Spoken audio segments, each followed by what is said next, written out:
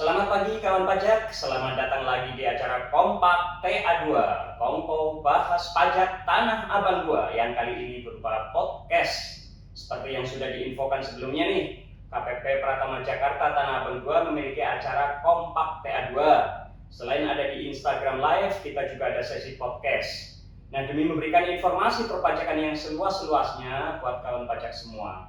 Bagaimana kabar kawan pajak semua? Semoga kawan pajak dalam keadaan sehat dan bahagia. Jangan lupa tetap selalu patuhi protokol kesehatan. Mohon izin memperkenalkan diri, saya Dwi Kuntoro dari tim penyuluh pajak KPP Pratama Jakarta Tanah Abang 2 yang pada kesempatan kali ini akan bertindak sebagai moderator pada acara Kompak TA2 yang langsung disiarkan melalui podcast KPP Pratama Jakarta Tanah Abang 2. Nah, kawan pajak, hari ini kita akan membahas salah satu tema menarik nih tentang Peraturan Menteri Keuangan Nomor 71 Tahun 2022 yang masih hangat dan perlu kawan pajak ketahui, PMK 71 Tahun 2022 ini merupakan salah satu turunan dari Undang-Undang Harmonisasi Peraturan Perpajakan atau Undang-Undang HPP yang juga mungkin masih hangat ya kawan pajak semua. Nah, PMK 71 ini akan terkait dengan pengenaan pajak pertambahan nilai atau PPN atas JKP tertentu yang dihitung berdasarkan peredaran tertentu. Baik kawan pajak, mari kita simak bersama podcast kali ini yang akan membahas lebih dalam mengenai PMK 71 tahun 2022 dan tentunya bersama narasumber kita yang top dan menguasai ilmu-ilmu perpajakan ya. Baik, langsung kita panggil saja kepada Pak Untung Riono dan Mbak Rizky Aryanda. Selamat pagi Pak Untung. Selamat pagi Mas Dur. Ya, selamat pagi Mbak Ica. Ya, salam sehat Pak Untung. Mbak Ica, alhamdulillah. Gimana kabarnya nih Pak Untung? Alhamdulillah sehat. Nah, Mbak Ica. Alhamdulillah. Iya. Ini dengan hadirnya dua narasumber yang sangat kompeten ini tentunya akan memberikan wawasan lebih ya, terutama tentang PMK 71 tahun 2022 ini. Baik, sekarang langsung saja kita memasuki acara inti ya. Saya mulai dari Pak Untung nih, senior kita nih. Gimana nih Pak Untung? Sebenarnya ini kan banyak pertanyaan yang masuk nih ya kepada kita tim penyuluh pajak di KPP Jakarta Tanah Abang 2 terkait PMK 71 nih. Iya. Mungkin bisa dijelaskan sepintas PMK 71 tahun 2022 itu mengatur tentang apa nih Pak Untung dan kapan mulai berlakunya Pak Untung? Oke, baik Mas Kun. Selamat pagi rekan pajak semuanya. Perkenalkan saya Untung Riono, penyuluh pajak di KPP Pratama Jakarta 2. Mohon izin, Peraturan Menteri Keuangan Nomor 71 Tahun 2022 ini adalah aturan terkait PPN ya. PPN apa? PPN atas jasa pajak tertentu Mas Kun. Ya. Jadi PMK ini merupakan turunan atau amanat dari Undang-Undang Nomor 7 Tahun 2021. Undang-Undang HPP ya Pak? Iya, tepatnya adalah undang-undang mengenai harmonisasi peraturan perpajakan seperti itu Mas Kun. Ya, jadi di pasal 16B kalau nggak keliru pada Undang-Undang Nomor 7 Tahun 2001 disebutkan bahwa ketentuan lebih lanjut mengenai jumlah peredaran tertentu, jenis kegiatan tertentu, jenis barang pajak tertentu dan jenis jasa pajak tertentu. Nah ini ya, jenis pajak tertentu itu akan dipungut PPN yang diatur melalui Peraturan Menteri Keuangan. Ya. Jadi di undang-undang sudah diwadahi bahwa Menteri Keuangan memang bisa berhak untuk mengatur pengenaan jasa pajak tertentu seperti itu Mas Kun. Nah, kalau misalnya kalau bisa tanya apa sih latar belakangnya seperti itu Mas Kun ya? Latar belakangnya itu ada 3 latar belakang. Yang pertama adalah dari sisi kemudahan, kemudian yang kedua dari sisi keadilan, dan yang ketiga adalah dari kepastian hukum. Untuk siapa? Untuk pengusaha pajak yang menyerahkan jasa pajak tertentu tersebut. Ya, seperti itu Mas Bro intinya. Jadi ini mulai berlaku kapan Pak? Mulai berlaku sesuai dengan yang diamanatkan pada Undang-Undang Harmonisasi Peraturan Perpajakan, mulai berlaku sejak 1 April 2022. Jadi sudah 3 bulan yang lalu ya. Sekarang sudah 30 Juni kawan pajak. Berarti ini sudah berlaku dari April, Mei, dan Juni ya. Sudah 3 bulan yang lalu berlakunya. Seperti itu Mas Bro. Oke. Ini kan hangat juga kemarin ya Pak Untung ketika mulai 1 April 2022 tarif PPN karena itu dari 10 menjadi 11% kan. Kemudian dia sempat heboh ya, baik di Betul. lingkungan Iya. media massa maupun di praktisi-praktisi maupun para Iya. pelaku ekonomi nih Pak Untung. Betul. Artinya dengan berlakunya PMK 71 ini otomatis kan mencabut ya Pak Untung ya, Iya. mencabut aturan-aturan sebelumnya ya Pak Untung ya. Betul. Nah ini kita harus mengetahui juga kawan pajak, jadi dengan berlakunya PMK nomor 71 yang berlaku 1 April 2022, tentunya segala sesuatu yang berkaitan dengan pengenaan PPN atas jasa tertentu pun harus mendasarkan diri kepada ini ya Pak Untung ya, PMK 71. Betul. Oke, sekarang ke Mbak Ica nih Mbak Ica. Jadi kan ini tadi disebutkan bahwa ketentuan baru ini kan menggunakan besaran tertentu. Nah, ini kata-kata besaran tertentu kadang-kadang bisa jadi menimbulkan semacam multitafsir nih. Nah, bisa dijelaskan nih, maksudnya besaran tertentu itu seperti apa nih, Bu Ica? Silakan. Baik, kawan pajak sekalian, saya memperkenalkan diri, saya Reska, penyuluh dari KPP Pratama Jakarta Tanah Abang 2. Sebelumnya, untuk yang besaran tertentu ini kan menggunakan nilai DPP nilai lain ya Pak ya? Oke. Ya, jadi untuk yang PMK 71 ini mengganti ke aturan yang baru, yaitu menggunakan besaran tertentu. Jadi sudah tidak lagi digunakan istilah DPP nilai lain. Dan yang untuk peredaran tertentu ini, itu maksudnya adalah besaran tertentu yang ditentukan sebesar 10% dari tarif pajak PPN yang tadi sudah disebutkan juga bahwa sekarang sudah naik ya jadi 11% per April 2022, sehingga jadinya untuk tarifnya 10% dikalikan tarif PPN yaitu 11% jadinya 1,1%. Nah inilah yang dimaksud dari besaran tertentu ini.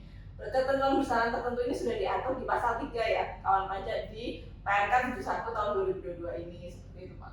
Oke, jadi sederhananya kalau bisa kita tarik kesimpulan, besaran tertentu ini sudah ditentukan 10% dari 11% gitu ya. Ya. Jadi sederhananya kalau PPN itu sekarang tarifnya 11% kalau untuk mereka. Nah kalau sekarang dengan tarif PPN 11%, besaran tertentunya 10%, artinya kalau menghitung PPN secara simpelnya 10 kali 11%, sehingga 1,1%. Oke, bisa dipahami kan Pak Cak ya? Jadi kan kadang-kadang kan, loh tarif PPN 11%, terus ini 1,1% apa? Nah, kan ini ada riwayatnya sebenarnya ya Pak. Oke lanjut Mbak Ica.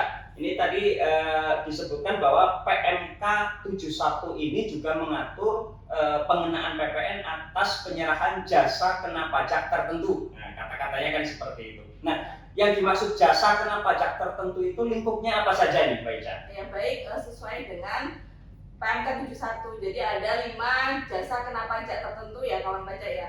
Jadi saya sebutkan yang pertama yaitu jasa pengiriman paket, kemudian jasa biro atau agen perjalanan wisata, kemudian jasa pengurusan transportasi atau biasa disingkat JPT atau kalau bahasa Inggrisnya freight forwarding, kemudian jasa penyelenggaraan perjalanan ibadah keagamaan, dan yang kelima jasa pemasaran dengan media voucher, jasa penyelenggaraan layanan transaksi pembayaran terkait jasa distribusi voucher, dan jasa penyelenggaraan program loyalitas dan penghargaan pelanggan atau consumer loyalty atau reward program. Maaf yang kelima itu agak panjang memang.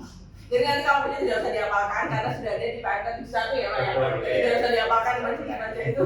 Nanti bisa dilihat sendiri langsung. Tapi kalau yang mau ujian ya boleh ya. Oh iya benar.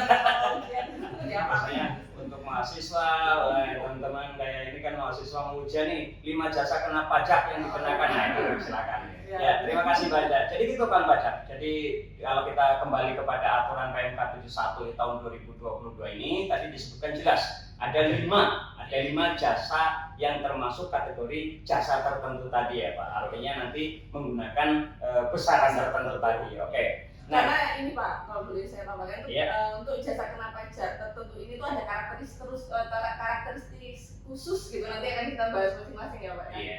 Oke, terima kasih.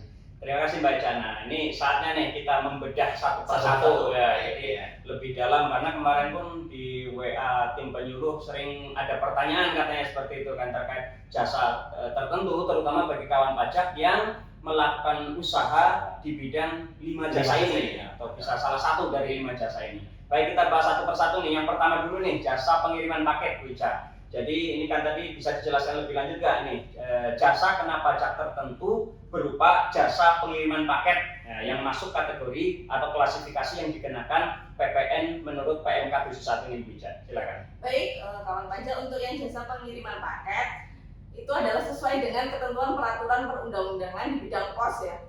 Dan jasa pengiriman paket itu ya seperti misalnya kita mengirimkan paket dari layanan pos atau ke JNE atau ke JNT atau TIKI dan sebagainya. Tapi itu dalam lingkup yang pengiriman paket pos ya kawan pajak. Jadi diingat yang ditekankan ada pengiriman paket posnya. Dan nilainya itu berasal DPP, namanya bukan DPP lagi ya. Jadi langsung 1,1% dari jumlah yang ditagih atau seharusnya ditagih atau nilai yang kita bayar. Jadi seperti itu, nilai penggantian lah istilahnya kalau jasa biasanya. Ya itu yang lebih gampangnya. Oke, Jadi misalnya ini contoh, perlu dikasih contoh nggak? Iya, gimana? Contoh simpelnya gimana, Mbak Ica? Jadi kalau misalnya kita ada mengirim paket ya, misalnya dari Jakarta ke rumah saya nih di Malang nih, kan biasanya harganya sekitar 30.000 atau berapa gitu ya. Jadi 30.000, nanti berarti PPN yang tentang 1,1 langsung dikali 30.000-nya. Iya, begitu. Dan itu berlaku untuk pos juga ya, Mbak Ica? Iya. Oke, gitu ya. Kawan pajak, jadi kan ini dengan seiring perkembangan zaman dan seiring perkembangan teknologi sekarang ini kan sedang marak sekali ya kan jual beli secara online. Belanja Ya, online, betul. belanja online. Belanja online ini kan melibatkan jasa pengiriman. Iya. Nah, biasanya seperti itu. Nah, dengan adanya atau maraknya usaha di bidang jasa pengiriman atau ekspedisi seperti ini, nanti kawan pajak yang bergerak di bidang usaha jasa pengiriman ini tentu harus menyimak dan juga mempelajari PMK 71 ini. Sebenarnya sederhana tadi 1,1% dari jumlah yang ditagih atau jumlah yang seharusnya ditagih. Ya baik, Mbak Ica, itu terima kasih. Itu yang pertama ya, terkait dengan jasa pengiriman. Ya ini tadi sudah dijelaskan contohnya ketika mengirimkan paket ya antar kota. Baik, sekarang lanjut nih yang kedua, masih Mbak Ica nih. Ya, jadi yang kedua tadi disebutkan jasa biro perjalanan atau agen wisata. Ini juga menarik nih Mbak Ica, karena sekarang juga dengan meredanya kasus COVID, bisnis di bidang pariwisata menggeliat kembali. Nah ini juga para pelaku di bidang wisata ini juga harus mempelajari ini. Gimana baca penjelasannya ini? Baik, untuk yang jasa perjalanan wisata atau jasa agen perjalanan wisata berupa paket wisata, pemesanan sarana angkutan, dan pemesanan sarana akomodasi yang penyerahannya tidak didasari pada pemberian komisi atau imbalan atas penyerahan jasa perantara penjualan. Jadi ini jadi tidak ada berdasarkan komisi ya. Yang seperti ini nanti tarifnya 1,1% dikalikan jumlah yang ditagih atau seharusnya ditagih. Seperti itu. Jadi jasa perjalanan wisata ini bisa berupa paket wisata atau pemesanan sarana angkutan atau juga pemesanan akomodasi seperti hotel. Ketika misalnya kita pergi ke misalnya kita jalan-jalan ke mana nih Pak? Amerika misalnya ya Pak ya. Kita pesan hotel sekalian di jasa biro wisata tersebut, dan termasuk di dalam kategori jasa kena pajak tertentu. Seperti itu kawan. Ya. Terima kasih Mbak Ida. Jadi ini juga salah satu bisnis yang ya bisa dikatakan menarik dan kembali mulai bangkit ya Pak ya. Artinya sekarang apalagi sudah memasuki musim liburan ya, liburan sekolah, kemudian juga mungkin nanti masuki masa-masa tahun baru, hari Natal dan sebagainya. Tentu banyak yang akan melakukan perjalanan wisata dan ini satu paket yang menarik ini bagi teman-teman pajak yang bergerak di bidang jasa pariwisata termasuk untuk pemesanan akomodasi dan sebagainya. Jadi intinya sama tadi perhitungannya ya Mbak Ica ya, jadi total semuanya 1% ya untuk PPN-nya dari jumlah yang ditagih atau pembayarannya. Baik, jadi perlu kawan pajak ketahui tadi jumlah yang ditagih itu bisa berupa harga jual ya, harga jual paket wisata, bisa berupa sarana angkutan ataupun yang terkait akomodasi ya. Jadi kalau memang ada satu usaha yang meliputi 3 jenis usaha itu berarti per jenis kegiatan itu ya Pak Untung ya. Baik, sekarang kita langsung ke Pak Untung nih untuk JKP atau jasa kena pajak tertentu ketiga, yaitu jasa pengurusan transportasi itu atau freight forwarding nih. Ya. Gimana penjelasannya Pak Untung? Ya, baik Mas Bud dan kawan pajak semuanya. Jadi untuk jasa pengurusan transportasi atau freight forwarding ini adalah jasa yang kita misalnya ditujukan dalam rangka mewakili kepentingan pemilik gitu ya, pemilik barang yang biasanya ini dalam bentuk pengiriman barang, baik melalui darat, laut, udara maupun kegiatan lainnya. Kalau tidak keliru di istilah logistik itu termasuk di dalamnya mulai dari penerimaan barang, penyimpanan, pengurusan sampai dengan pengurusan administrasinya. Nah, kurang lebih seperti itu. Jadi ini semua tercakup dalam definisi freight forwarding. Mungkin kalau misalnya teman-teman pajak yang bergerak dalam bidang usaha ekspor impor itu ada namanya PPJK. Perusahaan Pengurusan Jasa Kepabeanan, PPJK ya. Ya, itu juga termasuk di dalamnya ini merupakan usaha freight forwarding. Ya, itu termasuk jasa yang dikenakan PPN dengan besar tertentu juga sesuai dengan PPN ini. Berapa besarnya? Besarnya adalah 1,1% dari jumlah yang seharusnya ditagih atau yang ditagihkan, gitu ya. Jadi misalnya ketika Bapak Ibu misalnya mau mengurusi jasa pengiriman barang atau freight forwarding melalui IMKM, melalui perusahaan tertentu yang bergerak di bidang freight forwarding ini kena PPN 1,1%, dan bagi perusahaan yang bergerak di bidang PPJK freight forwarding mempunyai 1,1% dari jumlah yang ditagih atau seharusnya ditagih. Seperti itu Mas Bon. Oke, ini kan kalau selama ini mungkin juga kawan pajak kan ada yang familiar juga ya Pak. Ketika misalkan ada, biasanya ini yang bergerak di bidang usaha dalam negeri nih, kan ketika misalkan melakukan mengirimkan barang itu ya, kan ada biaya transportasi kan, itu ada PPh pasal berapa Pak? 23 ya? 23. Kemudian kan itu ada PPN-nya juga Pak. Nah ini masuk ke klasifikasi ini nggak Pak? Iya, masuk klasifikasi. Jadi ada PPh 23 plus PPN yang ini Pak ya? Iya, betul. Jadi itu kan pajak. Jadi kalau kita lihat kan istilahnya tadi freight forwarding. Wah ini jangan-jangan hanya yang ke luar negeri kan? Jangan bisa diperjelas seperti itu kan? Kalau kita melihat definisi freight forwarding, ini jangan, ini kan untuk ekspor saja atau ke luar negeri, tidak seperti itu Pak Untung ya? Oke. Jadi jangan terjebak pada istilah ya.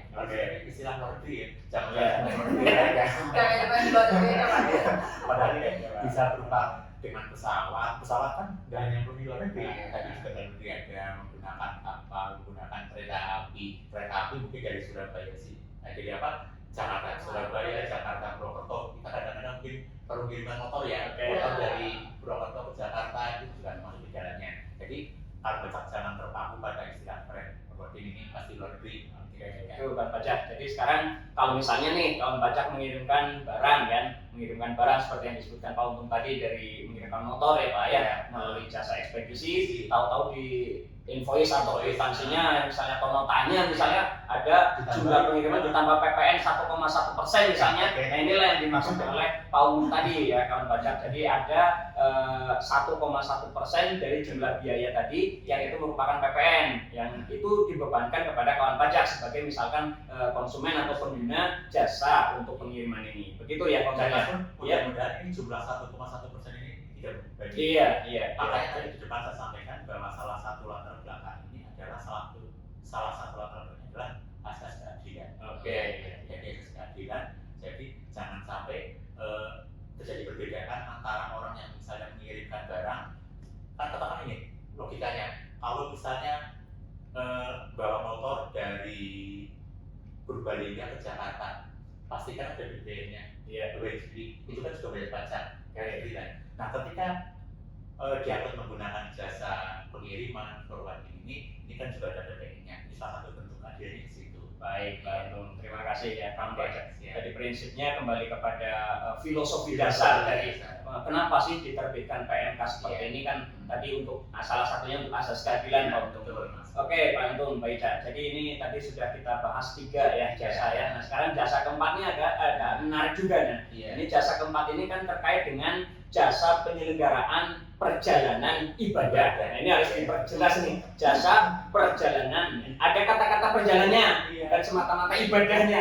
Kan kita agak sensitif nih. Loh, orang mau ibadah kok dikenakan pajak kan gitu Pak Untung. Nah ini jadi yang keempat ini agak mungkin Pak Untung agak menjelaskannya sedikit pelan, hati-hati Pak Untung, ini agak sensitif soalnya. Jadi yang keempat ini adalah jasa kena pajak tertentu terkait penyelenggaraan perjalanan ibadah. Silakan Pak Untung dijelaskan lebih lanjut. Baik kawan pajak. Jadi ini mau diperiksa kawan pajak mengacu ke PMK 92/2020 ya. Kalau mungkin seperti ini, untuk perjalanan ibadah bagi kaum muslim, umat muslim itu tidak dikenai PPN jika perjalanannya ke Mekah Madinah.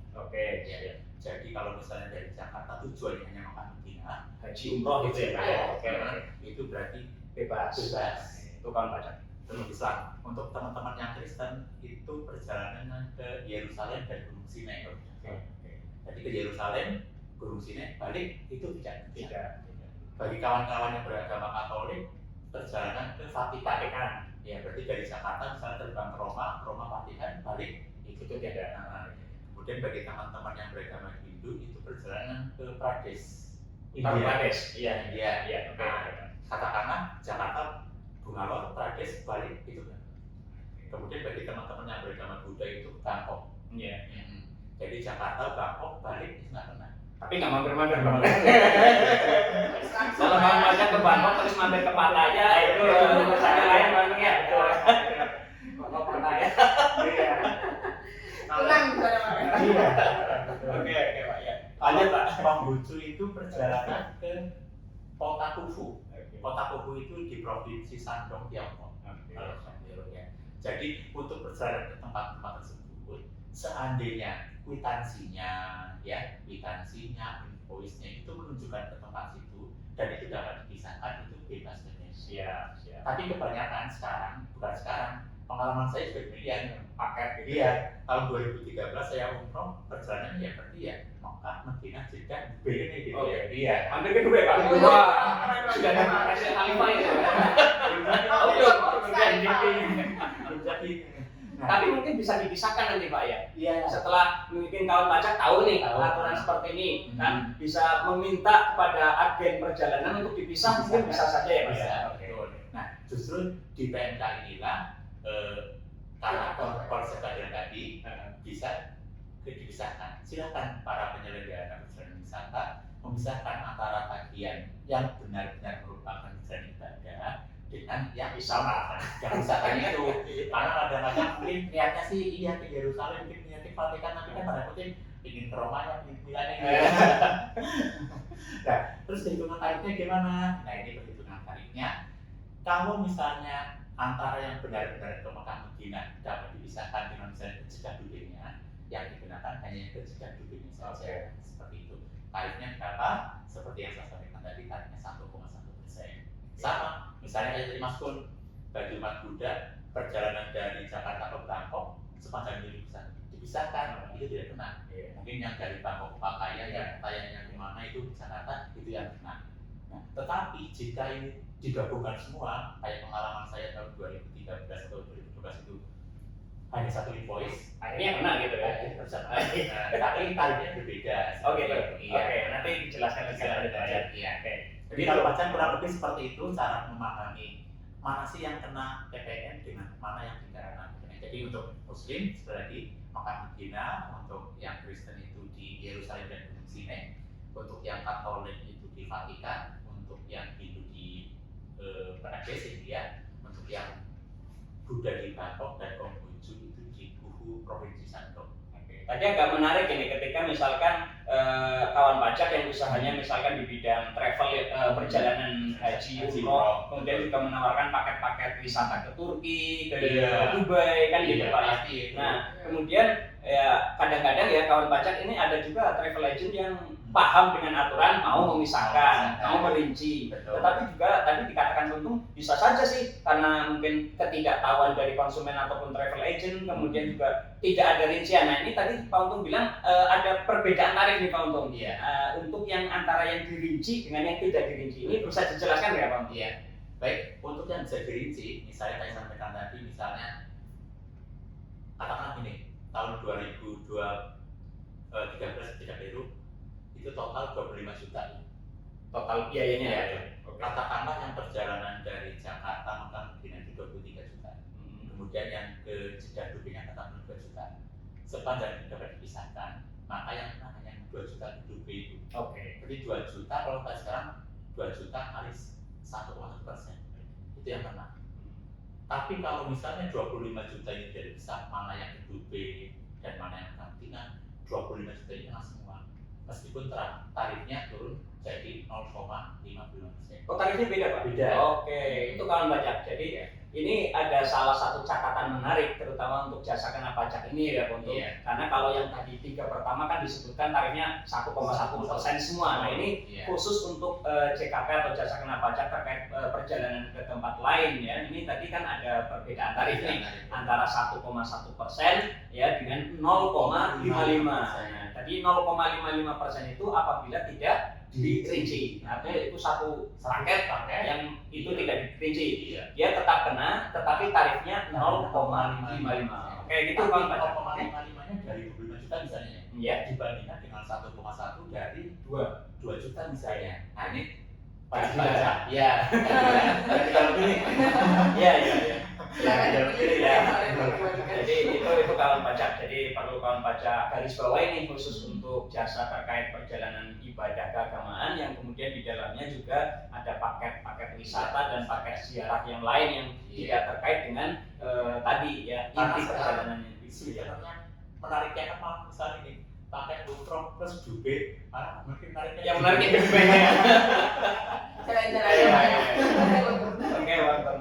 Nah, ya, jadi ini tadi sudah kita perjelas ya terkait jasa kena pajak keempat. Nah, jadi ini tinggal satu berarti kawan pajak ya terkait jasa kena pajak tertentu yang ada disebutkan di dalam PMK nomor 71 ini. Yang kelima ini adalah jasa pemasaran ya dengan media voucher, kemudian penyelenggaraan layanan transaksi pembayaran terkait dengan distribusi voucher, kemudian jasa penyelenggaraan program loyalitas ini biasanya dan penghargaan pelanggan atau customer loyalty atau reward program. Ini bisa dijelaskan nggak Pak Untung nih?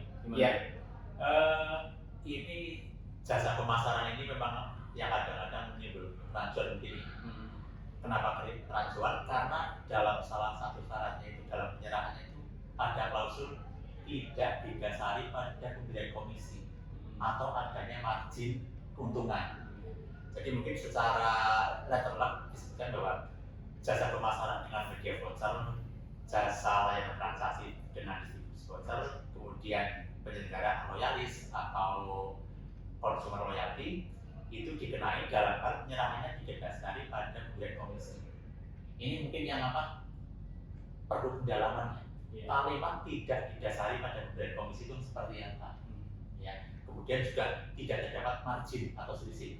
Katakanlah saya misalnya jualan pulsa token listrik 100.000. Ketika saya jual 100.000 berarti saya harus PPN 1,5% dari pihak beli itu ya. Tapi kalau misalnya dengan klausul ini, kalau bisa ditambahi margin keuntungan, apakah itu bukan merupakan PPN JKP tertentu? Nah ini mungkin yang perlu kita diskusikan karena di PMK ini ada klausul dalam hal penyerahannya tidak didasari pada pemberian komisi dan tidak terdapat selisih atau margin seperti itu. Kalau menurut kami sih ini memang berarti tidak ada margin, baru merupakan objek JKP tertentu. Selama tidak ada margin. Iya. Margin itu contohnya kayak keuntungan ya Pak. Keuntungan. Pajaknya aslinya 500.000 tapi kita bayar 250 biayanya kan Iya. Itu ya Pak. Iya. Pemasaran gitu Iya. ya sehingga Iya. dapat yang lebih murah itu biar menarik pelanggan. Bisa, iya, seperti itu. Marginnya. Nah, mungkin ini masih menurut kami ini mungkin bisa kawan pajak sampaikan komentar di kolom nanti kita ya. Iya.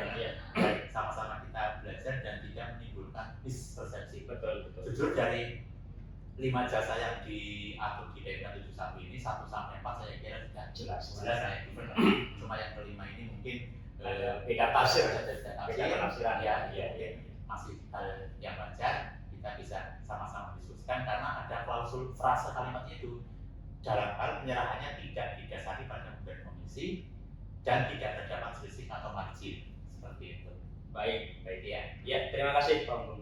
Jadi itu kawan pajak, jadi untuk jasa kelima ini ya terkait voucher tadi ya. Iya. Jadi nanti bisa kita diskusikan lebih lanjut ya Pak Untung. Iya, betul. Nah ini kalau ngomong-ngomong soal masalah PPN nih, salah satu faktor yang juga sering menimbulkan pertanyaan kan terkait pembuatan faktur nih Pak Untung. Iya. Nah ini kalau kita bicara faktur biasanya Mbak Ica lebih betul. jago lah ya dibanding kita yang sudah sesepuh ini ya. Ini kita beralih ke generasinya. iya karena seiring perkembangan teknologi kan sekarang e-faktur ya Pak ya, kemudian Enova ya itu kadang yang muda-muda lah ya, yang kita yang sepuh-sepuh ini udah cukup sulit. Nah ini terkait fakturnya bagaimana Mbak Ica, dijelaskan ya ini perbedaan sebelum berlakunya PMK 71 dengan setelah berlakunya PMK 71 ini terkait pembuatan fakturnya ini bagaimana Mbak Ica?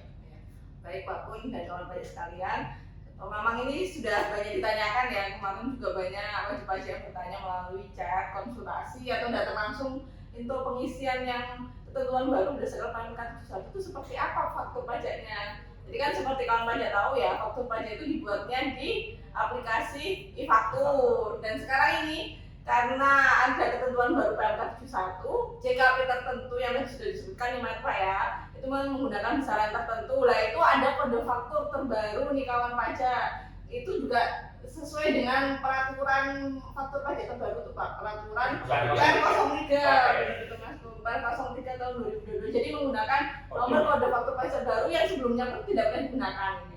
Jadi nomor faktur pajak 05. Ya. Jadi sebelum aturan PR 03 dan PMK 71 ini belum ada yang memakai 05, jadi 05 itu memang nggak pernah digunakan, dan ini saat ini digunakan untuk yang JKP 5 JKP tertentu tersebut dengan besaran tertentu. Jadi kawan pajak nanti menggunakannya bukan kode faktur 04 ya seperti sebelumnya menurut ketentuan sebelumnya, tapi sudah menggunakan kode faktur 05. Jadi kalau kawan pajak ada yang sudah terlanjur tuh belum tahu per April ternyata apa tuh masih misalnya ada transaksi terkait jasa pengiriman pos ternyata masih 04, jadi bisa dilakukan pembetulan kawan pajak. Jadi pembetulan seperti itu. Prosesnya pembetulan ya? Iya, pembetulan Pak. Jadi menggunakan faktur pajak penggantian, pembetulannya faktur pajak pengganti namanya. Jadi bukan dibatalkan, tapi bisa pakai faktur pajak pengganti. Karena kemarin juga ada kasus seperti itu, wajib pajaknya belum tahu, akhirnya menggunakan faktur pajak pengganti. Kemudian Pak Kun tuh ada ketentuan lainnya, jadi pengkreditan. Benar, pengkreditan. Nah ini aturannya juga berbeda dari yang sebelumnya yang menggunakan nilai lain yang kode faktur 04. Jadi saat yang sekarang faktur pajaknya tidak bisa dikreditkan oleh penjualnya. Jadi tidak bisa dikreditkan ini kalau pajak. Jadi yang harus diingat-ingat tidak bisa dikreditkan ya. Jadi dibiayakan ya Pak ya.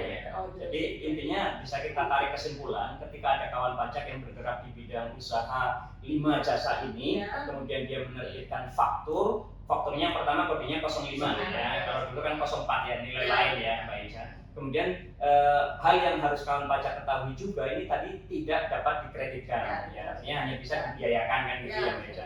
Mungkin itu yang bisa kawan pajak garis bawahi dan ingat-ingat ya terkait pembuatan kode faktur. Dari lagi gitu ya.